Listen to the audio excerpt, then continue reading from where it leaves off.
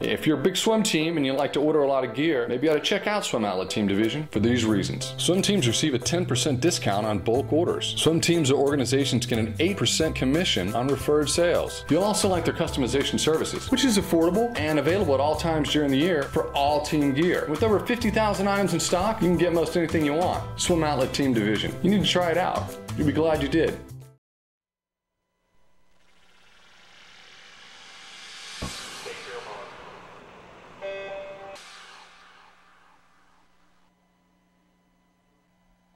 This is the Morning Swim Show for Monday, April 29th, 2013.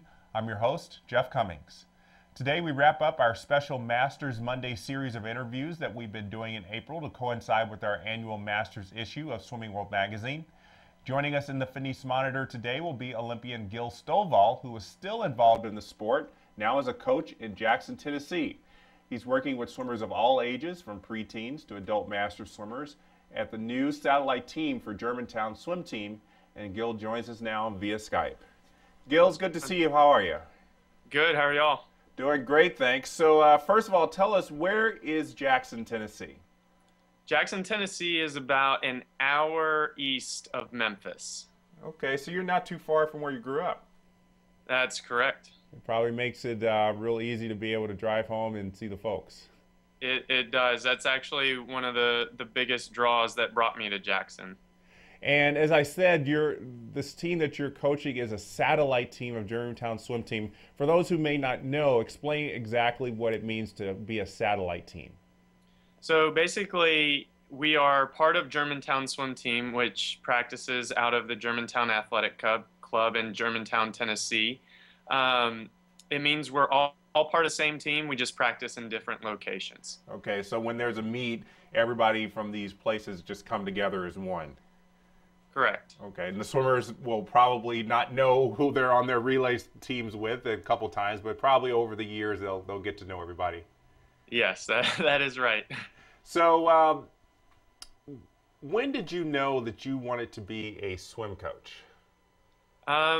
You know, I've always been drawn to coaching. My mom is a teacher, and I've always really admired her and the way that she carries herself and everything that she does. And, you know, even when I was swimming at Georgia, Jack and Harvey would give me little insights here and there that kind of encouraged me that, you know, I would possibly make a good swim coach one day. And so I've always been drawn to it. And right after I was done at Georgia, I moved back to Memphis and I started coaching with my old club team for a little while part-time, and I really, really enjoyed it right off the bat.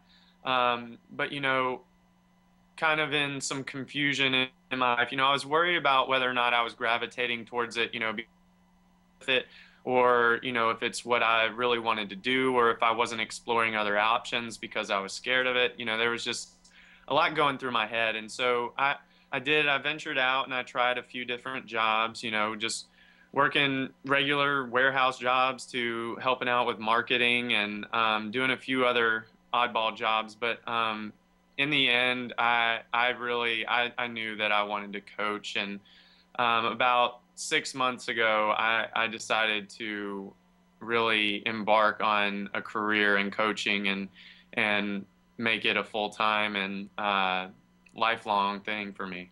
And you mentioned your coaches at Georgia there, Jack Bauerle and Harvey Humphries. I'm sure you're just as tough on your swimmers as they were with you.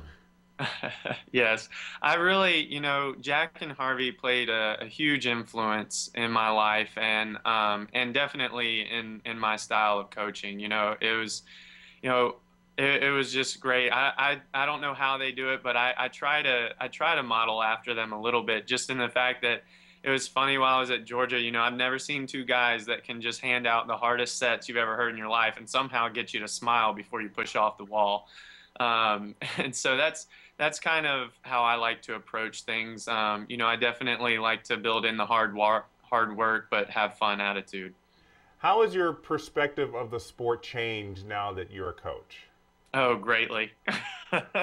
I would say I would never want to be my coach. But no, it really has, especially coaching and everything that goes into it. the amount of planning and dedication and time that goes into the rest of the day outside of the pool, it has been a really big eye opener for me. And it's honestly, it's been an awesome experience for me. I really enjoy it. It's neat because, you know, as I learn things and as I approach certain things in my coaching career, I think back on my experiences as a swimmer, and I think back to how, you know, my coaches treated me and how they would act on pool deck sometimes, and to really kind of nestle in and figure out, you know, things that might have been going through their heads as they were approaching certain things. It's a pretty neat experience, and I mean, I'm enjoying it so far. And you're coaching the Masters team there, correct? Yes, we just started up the Masters program about 2 weeks ago. And how many swimmers you got there in the pool? Right now we've got about 10, so we're small, but it's a good starting group. You know, any good in practice, you know, we have about 6 or 7. But it's good. You know, the biggest challenge for me here in Jackson is kind of raising awareness as far as kind of what goes into training for swimming. And I train a lot of triathletes in the water as well. And it's funny, kind of one of the battles that I pick with the triathletes and I tease them about is that they always know that, you know, in order to get better on the bike, you know, you have to ride the miles. And if you want to get better, you gotta put in the miles. And it's so funny how they don't think the same thing applies to the swimming side. You know, it's like they come in once, sometimes twice a week, and they're like, you know, well, I got my swim in. And I'm like, well, you know, you tell me you're trying to get better at the swimming portion, and right now you might maintain, but you're not going to improve your swim unless, you know, you're doing it as consistently as the other two. So I would say across the board, that's probably the biggest challenge that I face here in Jackson, is really kind of raising expectations as far as attendance and a little bit of dedication go to the sport. Well, I would imagine all you have to do is tell them, you know, look, guys, I didn't take the easy route to make the Olympic team. You know, just kind of use your own life as kind of the platform for that. Yeah, and sometimes I do, but I really try to stray away from that, because I think that most people know that I know what I have achieved, and they do know that when I speak and I kind of share what needs to go into it, I feel like it's an underlying statement that's there. And a lot of times, you know, I don't want my swimming career and what I have achieved to be the precursor to my coaching career. You know, I think my swimming career, and hopefully it would speak for itself. And as I embark on my coaching career, you know, though I think I bring a lot of knowledge than most would into the early stages of their coaching career because of the level I achieved in my swimming career, I still think I'm very new to this, and I never want to be quick to assume that I know more than I do. I always want to stay in a mode that keeps me learning and keeps me progressing and evolving as a swim coach. And I think if I'm continually looking back and saying, hey, I did this in my swimming career, it keeps me focused on past events rather than looking forward to how I can better myself as a coach. Yeah, it's very interesting. I would imagine, though, it's a little weird to be coaching people who are older than you. At first it was. I did a little bit of master's coaching while I was in Memphis, and it took me a little bit to get used to it, but honestly, I love it. It's really fun, you know. I think one of the things, you know, from what I've noticed in master's programs is that, you know, a lot of times people will just come in, they'll get the people to swim, and, you know, there won't be a lot of camaraderie going on within the group. But what I've noticed as I've coached the master's programs is, you know, that's one of the biggest things that those adults are longing for is not just a place to work out and stay in shape, but really to develop a team atmosphere. You know, I think back to my days swimming on the club team and swimming at Georgia, and I mean those were some of the best years of my life, not just because of the success that I had during those years, but because of the relationships and the team camaraderie that formed out of it. And I mean, those parents and the master swimmers, I mean, they love it. They love getting in there. And, you know, I encourage anybody that's swimming in any of my groups to to really, encourage each other and talk to each other. Don't just be silent and swim your laps, engage in the practice. And what you find is that they'll get into it. Some of those master swimmers in my group are more competitive and more intense than any of the club swimmers that I have. Yeah. So it's been an interesting experience, but what I've found is if you approach them and you just treat them like an athlete, they will respond as such. Do you have any desire to be an actual master swimmer yourself? I don't think so. Not at this point. I might get roped into it at one point, but for right now, I'm kind of enjoying my non-swimming career, so to speak.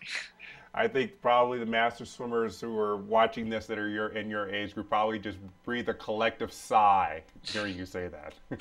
Nah, I don't think so. I honestly, right now, I don't even know if I could finish 100 fly. Well, you could have all those yards that you grinded out at Georgia as your aerobic base. Yeah, I think they went away about a year ago. I think I was okay about a year ago. I still get in the water and I swim a little bit. I never want to lose touch with the water. It's special to me for more than just the success I had in swimming. And so I definitely still get in and swim every now and again, but I can only do it so much because when you get to that point where you start getting a little uppity and you think like, okay, I'm gonna see what I can do here. I'm gonna see how close I can get, and then it's so demoralizing when you push off and you try and go fast and you're not anywhere close to not just your fast times, but what you used to be able to repeat in practice. So I think I'm okay with staying away from it for a little while. All right. Well, I'll hold you to that. But maybe in 10 years we might see you on the deck. Maybe.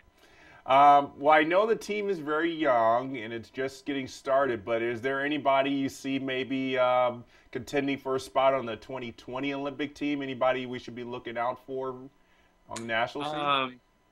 I won't say names, but we do have a few strong swimmers that I think have a lot of potential, and I'm gonna do my best to train them and get them where they need to go. And I think without a doubt, I have a few swimmers right now that you will be seeing at 2016 or 2020 trials. And hopefully by that time, they will also be putting themselves in a position to possibly make the team. Well, that's really nice to hear. As an Olympian who swam the 200 fly in Beijing, I'm curious to get your thoughts on that 200 fly at the Olympics in London when Chad Leclos beat out Michael Phelps, something that everybody in the world just thought could never happen. Yeah, that I never foresaw that happening. Wow. Good for Chad. That was an amazing swim. I was thoroughly impressed and just shocked. That was the one event going into the Olympics that I really thought Phelps was going to try and close out on. And, his fly just didn't really look that strong all through the Olympics to me. But, that was a great race. What a great start to Chad's Olympic career than to take down the best Olympian of all time. Yeah, were you sitting? Do you tell your kids about that race and say, if you ever think the impossible is impossible, look at this race for proof that it is possible? Not necessarily that race, but that is the one place that I do kind of talk about my swimming career a little bit with my kids. It's not necessarily about me making the Olympics, but the fact that, all odds were against me through my entire life. It's just proof that, you always have an excuse when you need one. I'm 5'8", 140 pounds when I was swimming, and, I'm going up against guys like Phelps who are 6'4", close to 200. And, it's been really neat for me through my swimming career. I can't tell you how many moms have come up to me or dads, just saying that, I've been a huge inspiration to their kids just by meeting and seeing me and seeing my size, and, them having this lift of confidence to show that, you don't have to be this big, strong guy in order to achieve that level competition. And I really, I feel like I am living proof that anything is possible if you believe in yourself and you have a good support system and you have the right work ethic, that anything is possible. It's not ever easy, but nothing good is easy. Nothing good comes easy. And I would say that's the most special part of my story for me.